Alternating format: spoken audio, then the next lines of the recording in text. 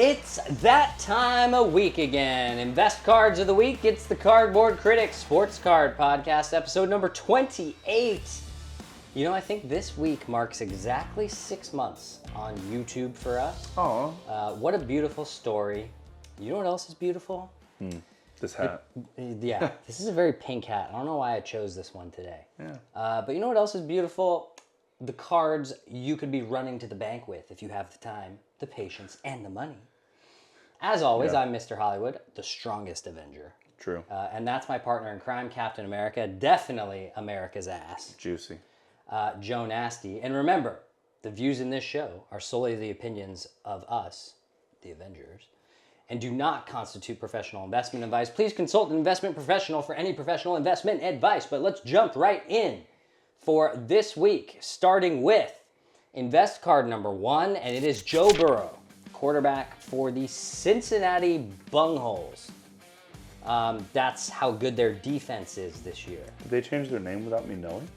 Their defense did. Yeah. Their defense should not be called the Bengals. No. Because Joe Burrow's 2020 Prism Silver in a PSA 10 is down 36% over the past month to $1,100 per card.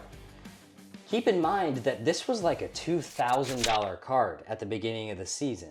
So this card has gone from almost $2,000 to $1,100. Why? Because Joe Burrow has thrown for 3,337 yards, 30 touchdowns, and just 5 interceptions for a rating of 107.4, completing 67.7% of his passes. Wowzers. What do those rank in terms of NFL ranks? Well, yards, first. Touchdowns, first.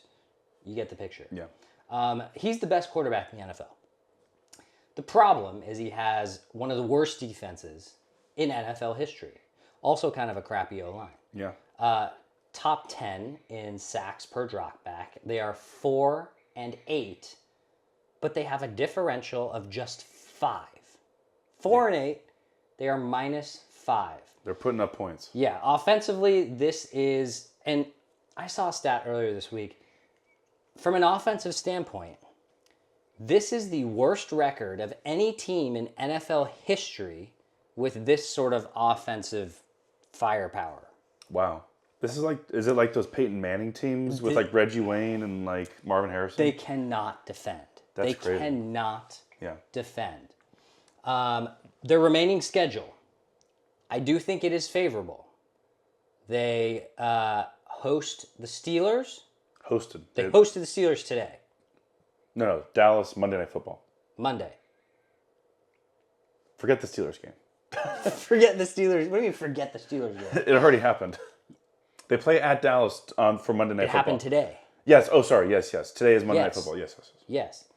At Dallas, at Tennessee, versus Cleveland, and then versus Denver, and then they will finish the year at Pittsburgh. If they run the table... Don't forget that Pittsburgh game. Yeah. If they run the table and make the playoffs, which is possible. Possible. Anything's possible with that offense, I suppose. Mm-hmm. If they can just hold teams to not 30, like I think they can run the table, right? Maybe not the Steelers games, if they exist. Apparently, Who knows? Don't talk about the Steelers game. I'm more of a Doctor Who. There are no Steelers games. But you know what's interesting about this? Because we talked about Josh Allen earlier this week. Mm-hmm. I think that Joe Burrow might be... if I had to say mano-a-mano, put one team against the Chiefs to beat the Chiefs, I think Joe Burrow might be one of the only guys that I actually believe can go out and be better than Patrick Mahomes. He's done it before? In the playoffs, right? Yeah. I don't know that this card is going to go much lower this year.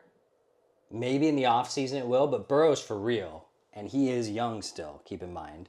Once the Bengals figure out how to address the defense, Joe Burrow is going to cash big-time checks for people holding his cards. He also just bought a Batmobile, by the way, for $3 million. I don't know if you knew that. Kind of cool. I didn't.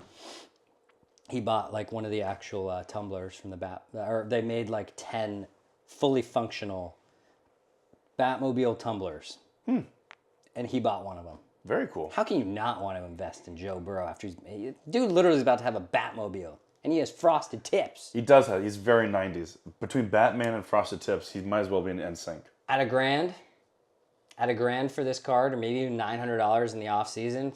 This is same price as what, Justin Herbert. I'm taking it. He's a better quarterback. He's just flat out better. This dude will win a Super Bowl in his career. That's tough to say. I really think he will. All right. What are your thoughts on Joey B? I've always loved Joe Burrow. Like, truly the coolest guy alive, right? Yeah. Between all he did at LSU and the diamonds and the style and the way he just talks, I'm just like, oh my God, this guy's so cool. Let's see if some for the rest of us. He's obviously at the top of the young guns QB class. For me, he's reached that Super Bowl that Josh Allen and Herbert have not, and Lamar for that matter. Things to look out for, though. And you said he's obviously going to win a Super Bowl. Yes, but he plays for the Bengals. This is a bad organization that is being lifted by his greatness and by his swag. Yes, but he's already been to a Super Bowl with the Bengals, so the Bengals can get there. But again, this is the portion of things to look out for. Putrid O-line. That Super Bowl they made, that guy was getting. Remember that game against the Titans in that playoff run? He got sacked legit 10 times. Yeah. He's tough as nails. So as cool as he is, like the guy bounces back and just puts up numbers. But he could get hurt. And he's already had some injury issues that affected him last year and this year. Yep. And then there's the uncertainty around his excellent wide receiver core. Anybody is going to be affected. I think Burrow is amazing. But if you lose T. Higgins or Jamar Chase or both of those guys, yeah, things could happen. They probably lose T. Higgins regardless. That seems to be pretty obvious here. I think so. The fly in the ointment is going to be Jamar Chase, what happens there. So, yeah, if you lose those guys behind that offensive line with that organization, I don't know. But at $1,100, and like you said, if it gets to $900, that's a pretty obvious must go because, like, he is that good. But there are circumstances I could see holding him back. Yeah, I think so. I mean, I think it's safe to assume now that if the Bengals want to keep Jamar Chase in Cincinnati, he's going to have to get a contract that's bigger than Justin Jefferson's. That's probably what would need to happen for him to stay there. But let's move. A lot of LSU talk. Yeah, seriously. To invest card number 2, and that is Jackson Merrill, center fielder for the San Diego Padres. His 2024 Topps Chrome X-Fractor rookie card in a PSA 10 is down 54.3% over the past 2 months to $63 per card. This was a $150 card a couple months ago when the Padres were about to eliminate the Dodgers from the playoffs in the divisional round. I think someone paid like $250 for one of these at some point. The X-Fractor, as you all know, is a very sought-after parallel, although it's not numbered, but it's just a cool-looking card. It's just a cool-looking card, let's be honest. I would seriously keep my eye on this one come January off-season lows because Jackson Merrill, in his true rookie year, just hit .292 with 24 homers, 90 RBIs, 16 stolen bases, with a 326 OBP, an 826 OPS, and 4.5 WAR at 21 years old. This kid is so good, and if you have any doubts as to whether it will continue, I urge you to just look back at his minor league history. Yeah. Every single level he has come up, he has gotten better. As I said before, he's just 21. He's in a very talented lineup with an ownership group that wants to spend money. Keep in mind, he went from not even being a top 100 prospect to shooting up the charts, and that did not stop when he got to San Diego. He is a future stalwart of that lineup. He is going to be a perennial all-star type who loves playing baseball. We all heard the interview after they did lose to the Dodgers and how he was distraught and he just wanted to go to the ballpark, and he went to the ballpark the next day in San Diego just because he wanted to be there. Oh. Remember, he doesn't have an actual first Bowman autograph superfractor. There were no autographed firsts of his. And his actual first Chrome is not even him on the card. The guy's batting righty. Yeah, exactly. So, in my opinion, I actually think some of his actual just flagship rookie cards, like this X-Fractor, could be a better buy for him than say, oh, let's get a first Bowman that's not even Jackson Merrill. Or let's get a Bowman Chrome prospect autograph of Jackson Merrill that's not a first, right? There's no arguments with this one. It's a rookie card. It's the X Factor. It's a PSA 10. It's going to be under maybe $50. I think it's time to buy that Jackson Merrill card. What do you think? Yeah, it's probably about time. We're once the winter meetings are over, it's basically the doldrums of the baseball season. Spring training, though, truly not that far away. No. But all you need to know about Jackson Merrill is this is a guy who never played outfield in his life, or at least professionally. Right. And he hit so well that the Padres are like, well, we need you. So how about center field? He was so good that... How about the most difficult position? Yeah. And then he pushed America's sexiest rookie in the Rookie of the Year race and like made that an actual conversation that he probably could have won on his statistical merits, but was never going to win storyline-wise. So that's how good he is. The only thing that you have to consider is sophomore slump, right? And things of that nature. But otherwise, all he did this year was prove himself otherwise. Yeah. Yeah, Jackson Merrill's, I mean, he was a stud. He was an absolute stud. Yeah. And it's not often you watch a rookie in the playoffs, and when they come to the plate, you're like... Could be trouble. You're like, ooh, this is a guy, if I'm a Padres fan, which I'm not, it's a guy I want at the plate. I want Jackson Merrill at the plate as a rookie in the playoffs. He's kind of stepping into that Cronenworth... In a big moment. Not void, because the Crone zone is still there, but he's regressing, clearly. Well, hopefully he doesn't regress to where Cronenworth has regressed. No, I feel like Cronenworth's regressing, and now Merrill's going into that bat-to-ball contact, like clutch hitter kind of place on that roster. Yeah, 100%. So let's move to investment cards 3 and 4, because they are kind of going to be similar situations, I think. We'll go through them separately, but we're not going to spend a ton of time on them. But the first one is actually Trevor Lawrence. We've talked about Trevor Lawrence a couple times on this show. Of course, the quarterback for the Jacksonville Jaguars. His 2021 Laser Prism in a PSA 10, that is the rookie card, has kind of the orange laser look to it. Very Jacksonville. Very, very cool looking cards. I think the Laser Prisms are really underrated, in my opinion. Joe Burrow's Laser Prism, by the way, we talked about Joe Burrow a little bit. I think that is a big card to target because it is also a team color match. It is orange, got the cool laser effect. That was the first, I think that was the first, like, at the time when I pulled that card, I think it was like a $500-$600 card. It got a PSA 10. I think that was like the first $500+ card that I have pulled, like, post-COVID. Oh. Yeah, so I think that's a great card to target. But we're talking about Trevor Lawrence's now because it is down, get this one, 82% over the past year to $55. This was like a $450 to $500 card at one point, and it is now $50. We all know Trevor Lawrence is done for the year after that vicious hit the other week.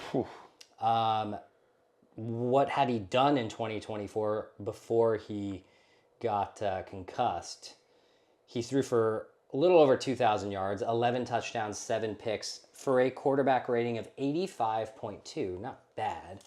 His completion rate was real low, though. It was 60.6% on the career, 13,815 yards, 69 touchdowns, 46 interceptions with an 85 rating, 63.3% completion rate. So honestly, he's been somewhat consistent. Somewhat. Yeah.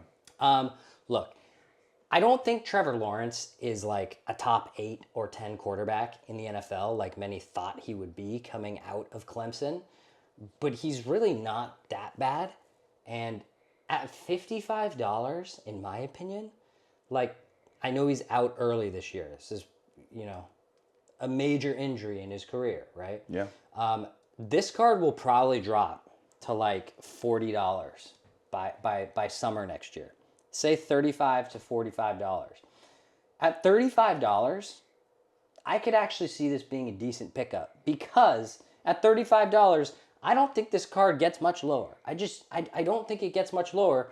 And the Jags are in the worst division in football. Yes. Like, by far.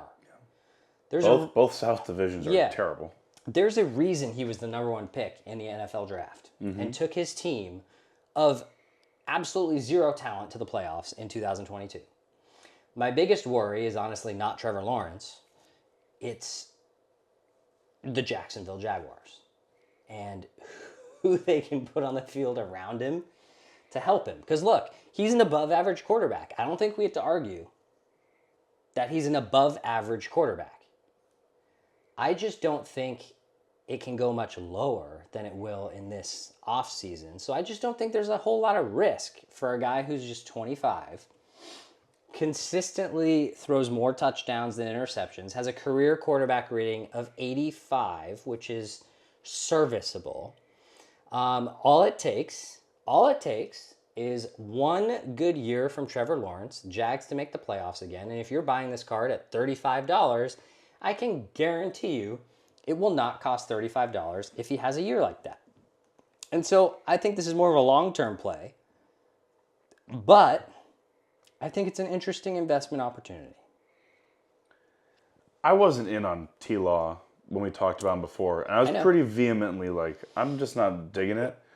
The numbers have been consistent, like you said, and those numbers are consistently mediocre, as you just said. They're better than mediocre. They're a step above mediocre. Yeah, but that's still a step above mediocre.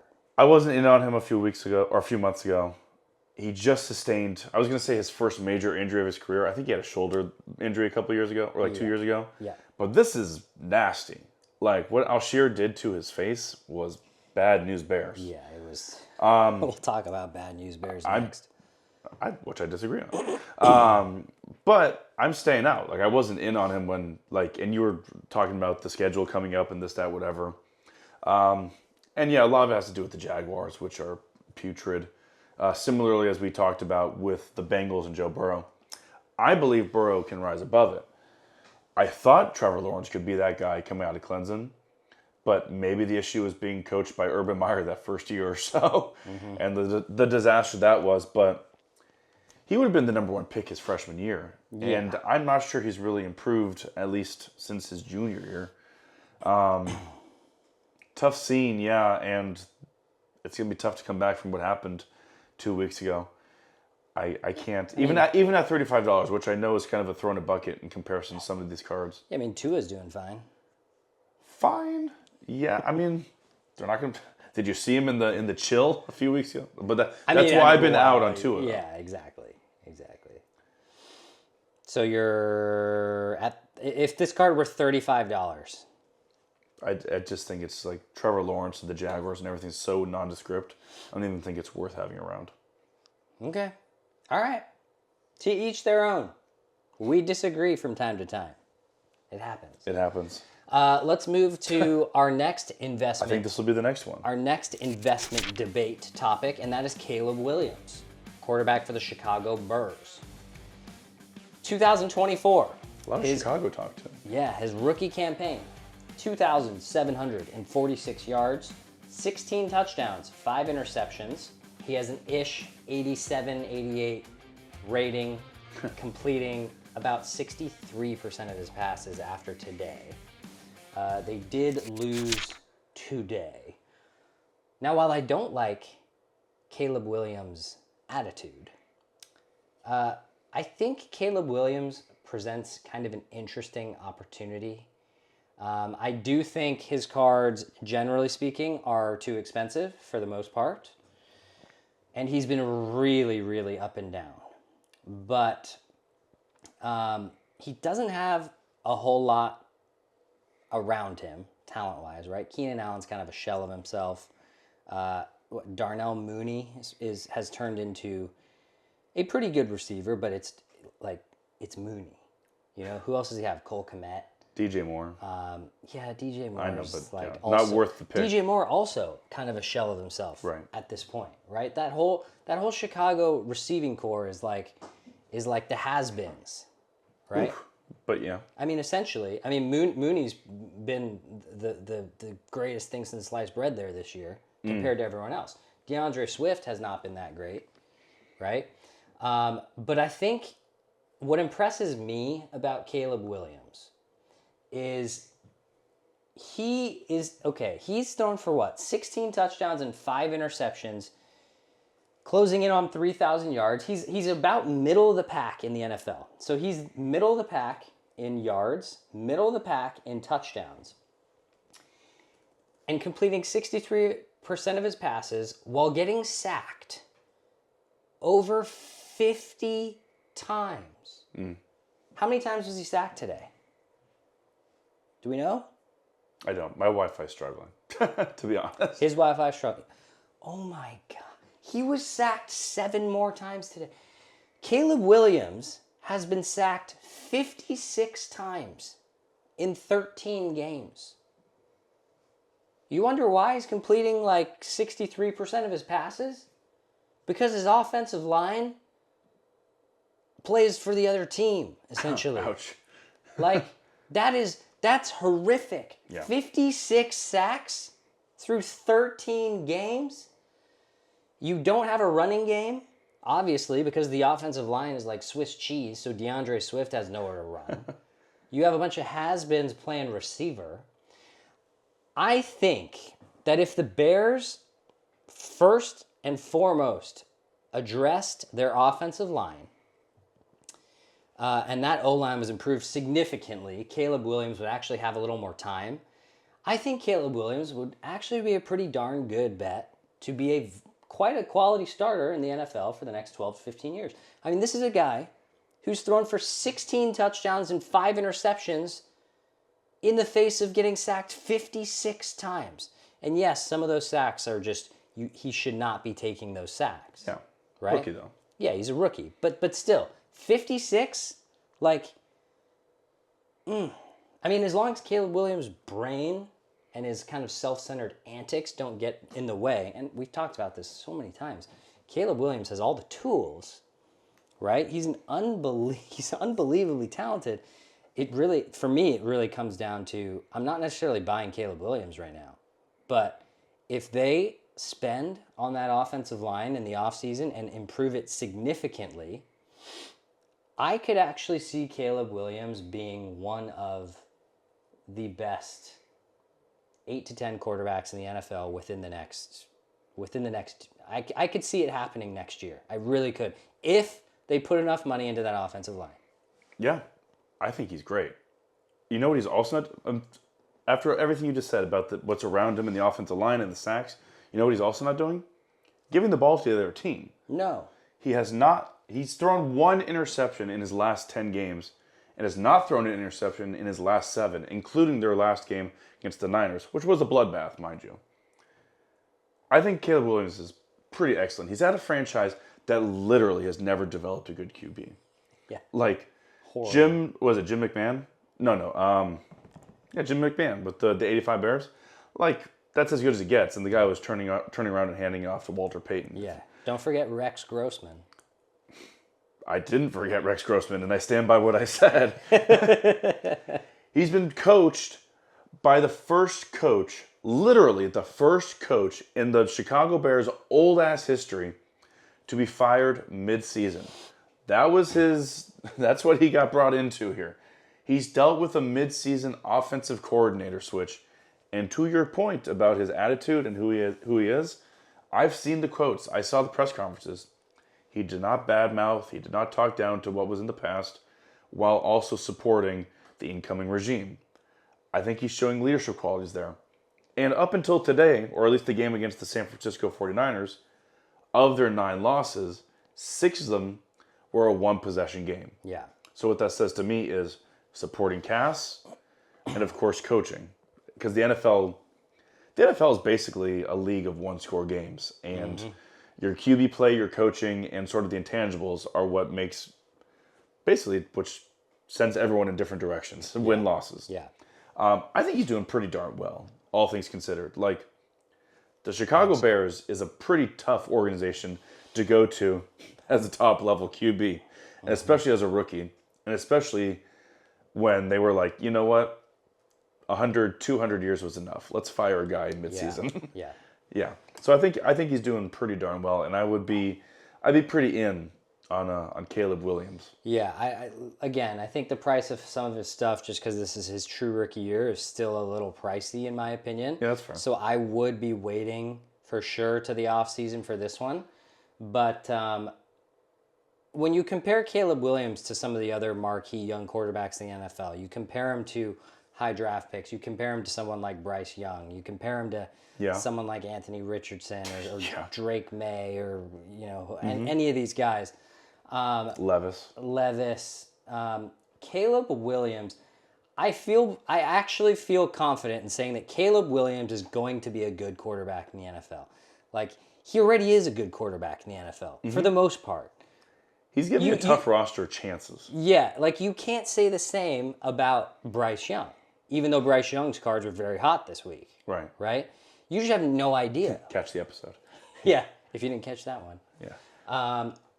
Bryce Young is a total question mark. You could put $135 into a Bryce Young Silver Prism in a PSA 10, and that card could very well be worth $10 next year. For all intents and purposes. What do you think if you put Caleb Williams on this Colts team? What if you swapped these QBs? Anthony Richardson? Yeah. With Caleb? If you put Caleb instead of Anthony Richardson on that with that roster. Yeah, I mean he would be better. He'd be better, and they'd probably He'd be better. I think they would probably be leading that division. Yeah, exactly. Yeah. And probably be at least 3 or 4 games over 500 in comparison. Yeah. But again, this is where I think the Bears actually have a big opportunity here. For sure. If they spend money in the offseason to address this offensive line, to protect Caleb Williams and give him even another second of time back there, another year under his belt, a little more mature, gets the ball out a little quicker. Sure. Maybe Keenan Allen loses 20 pounds, something like that. It's harder in older age, trust me. Yeah, I know about that. I think Caleb Williams is going to be a great quarterback. I don't think today's the day to buy it, but I think the offseason, you might want to seriously take a look at Caleb Williams when it is cold. You know what the comparison is? Imagine if Caleb Williams was on this Broncos team with Sean Payton instead of Bo Nix. Yeah. That's the call right there, right? Yeah. Because I forgot about Bo Nix is the same class, just a great situation, mature, and a coach that knows how to coach QB play. That's your difference, truly. That's the NFL in a nutshell right there. Yeah. Situational. What he said. Orange and blue. Depends which orange and blue you go to. Yeah. But that'll wrap things up for this week's episode of the Cardboard Critics Sports Card Podcast. Hope you enjoyed our take on cards that could be trending upwards in the future. If you made it to this point, you might as well like, comment, and subscribe to the channel. And guess what? We'll love you for it forever and ever. So true. So until next time, I'm Mr. Hollywood. That's America's ass. We'll see you next week. Avengers, out.